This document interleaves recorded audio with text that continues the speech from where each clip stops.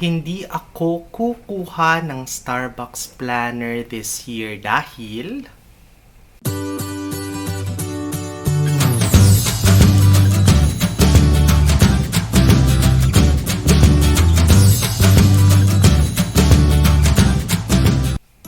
magandang araw mga OFW. Ako po si Tots, the accidental OFW. At sa video pong ito, alam ko na usong-uso na naman yung tradisyon na nangyayari na pag-collect ng stickers na sa Starbucks para makakolekta ng 18 stickers corresponding to a Starbucks planner. At this year, I've decided na siguro pass muna ako kahit nung mga nakaraang taon ay naging tradisyon din sa akin yung pag-kolekta ng hindi lang isa kundi lahat ng available designs ng mga planners pati yung mga organizers in the last few years. So this year, I've decided na hindi muna dahil sa kadahilan ng sasabihin natin. Unang-una, magiging practical tayo when it comes to financial decisions. Magiging practical tayo dahil sa nangyari nung mga previous months na nakita natin na huminto yung mundo at saka napakaraming mga financial decisions na kailangan natin i-consider at kailangan i-consider ng ibang mga Starbucks consumers doon sa pagdating nung last month of the year. Sana ang Starbucks maintindihan nila yung kalagayan ng mga consumers ngayon. Kung last year yung mga office girls or yung mga office people na nakapila doon sa counter nila na kukuha na beverage para makumpleto yung kanilang sticker para doon sa Starbucks planner, baka mamaya nawalan na sila ng trabaho, baka mamaya yung inaasahang bonus ng mga tao na yun baka nabawasan or baka mamaya nagsarado yung kumpanya at saka wala na silang bonus. So sana Starbucks maintindihan nyo na ngayong panahon na ito kailangan nung mga avid mga consumers ninyo na tulungan sila doon sa pag-abot doon sa goal nila na makuha yung Starbucks planner. So make some adjustments or make some things to make it easily accessible for people to have their stickers completed, for them to have your Starbucks planner. And you can do this, maraming mga paraan para gawin to. Unang-una, siguro po pwede tayo mag-offer ng mga products which are less in price, na hindi ganoon kamahal pero makakakuha ng corresponding stickers. Pwede siguro na dagdagan natin yung mga number of days at saka yung mga dates ng mga double stickers. Baka pwede tayong mag-introduce ng triple stickers when it comes to this month or before Christmas. Gawin po natin, extend natin yung corporate social responsibility. Hindi lang doon sa general aspects of recycling or environment.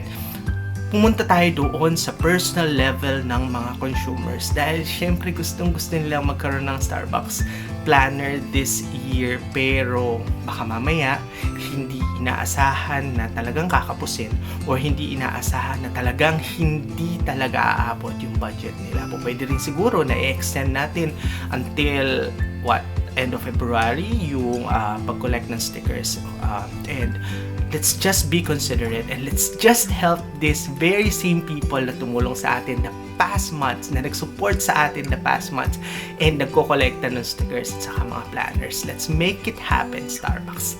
Sana Starbucks. So yung second reason ko po, and this one is personal to me, yung colors kasi ng Starbucks planner. So siguro yung color na yellow at saka yung color na green i-represent niya halimbawa yung hope or yung new beginnings for 2021 na po pwedeng i-represent ng planners yung target or yung vision ng Starbucks in 2021 after nung nangyari yung 2020. At maganda po yun dahil ma-uplift yung emotions at saka ma-uplift yung passion nung mga nagko-collecta ng planners at lalo na kung i-associate nila yung colors na yon doon sa emotions na yon, which is good. Pero hindi po lahat ng tao prefers green or yellow. Hindi lahat ng tao gusto yung ganun, yung vibrant yung colors. Gusto nila syempre minsan yung muted na colors or gusto nila yung earth colors. So, dun sa design team, I know na syempre there is reason kung bakit yun yung colors na pinili nyo. Pero sana nagkaroon tayo ng options for people na gustong kumuha ng planner pero hindi nakastick doon sa yellow at saka sa green. Ako, paano yung mga katulad ko na red type of person? Paano yung mga blue type of person? Or paano yung mga browns and black and white type of people? Na yun yung gusto nilang i-collect na planner for this year. So ako personally, dahil yung colors is yellow and green, I opted na bumili ng Starbucks planner na sa Moleskine sa Singapore, and dahil alam ko naman na hindi mababago yung colors dito sa Pilipinas, naghanap ako ng red na color na Starbucks planner. So ito po yung gagamitin kong planner this year. So sana sa design team next year, sana meron tayo namang mga compromise at saka meron tayong leeway para doon sa ibang mga tao para ma-include sila doon sa preference, doon sa color of choices, doon sa Starbucks planner. Yung pangatlo, at sana Starbucks maintindihan nyo na halimbawa ako, kung pupunta ako sa Starbucks, maintindihan nyo na baka mamaya ibang planner yung hawak ko. Baka mamaya nakuha ko yung planner through free points doon sa Mercury Suki card, or nakuha ko ng mura yung isang planner dahil in-offer ito ng mas mura, halimbawa ng National Bookstore or other bookstores. Or baka mamaya may ibang planner na kagaya halimbawa ng Starbucks planner or ibang brand, or nakuha ng mas mura doon sa online shopping. Sana intindihin nyo na we are making ends meet talaga this during the pandemic season, at sana maintindihan nyo yun. Ganun pa rin, magsusuporta pa rin kami sa coffee, at sana maintindihan nyo yung coffee love namin para doon sa brand is hindi mawawala kahit na iba yung planners namin. So hindi ako kukuha dahil meron ako nakuhang iba, pero hindi ibig sabihin na hindi ko mahal ang Starbucks. In fact, ang ginawa ko is bumili ako nung inyong 23rd anniversary edition na journal.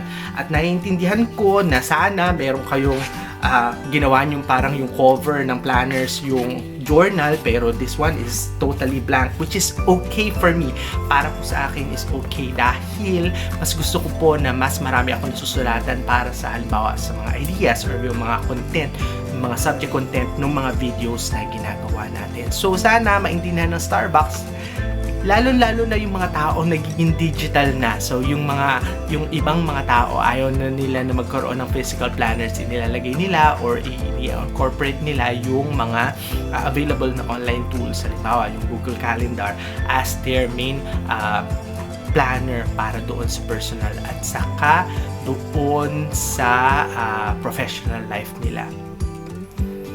At yung panghuli, syempre maintindihan nyo rin na minsan wala na talagang planner dahil nga doon sa nangyari na binanggit natin kanina is meron kasi kami na paglalaanan na ibang mga activities or ibang mga items bukod doon sa Starbucks planner. Kung last year or kung the last few years, napaka direct to the point na pagka nakuha namin yung bonus namin, nakuha namin yung 13th month pay, nakuha namin yung kung ano-anong extra na pera, didiretso na agad kami doon sa coffee shop, tapos i-invite namin yung friends namin para magkaroon kami ng stickers. But this year, naintindihan nyo sana na this one is a very difficult year for everyone, for all of us, na huminto talaga yung mundo. At doon sa paghinto ng mundo, nagkaroon tayo ng ibang priorities, nagkaroon ng mga bagong trends, nagkaroon ng mga bagong mga bagay na pwede nating pagkagastusan bukod doon sa Starbucks planner. Halimbawa, yung iba is naging mga plantito and mga plantita. So, baka mamaya bibili sila ng mga plants instead doon sa planners. Yung iba naging fur moms, naging fur dads, naging fur babies, or naging fur kids na magiging kapatid nung mga pinag-iipunan nila, halimbawa na pets na magiging part ng family nila. Gayun din, yung iba is natuto silang mag-online selling dahil gusto nilang pagkasyahin or dagdagan yung kinikita ng family nila because of the pandemic.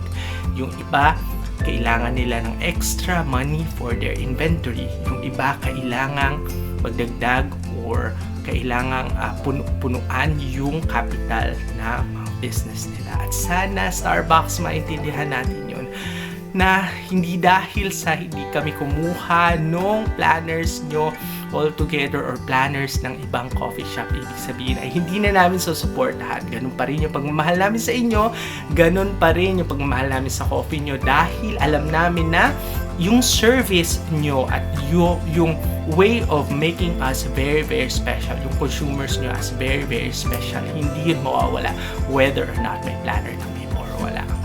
So yan po yung mga reason kung bakit hindi ako kukuha ng Starbucks planner this year.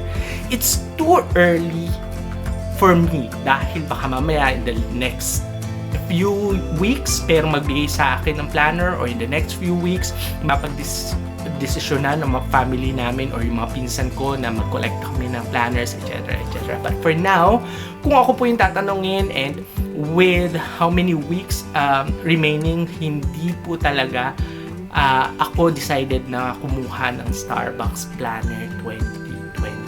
At alam ko na may intindihan ng Starbucks.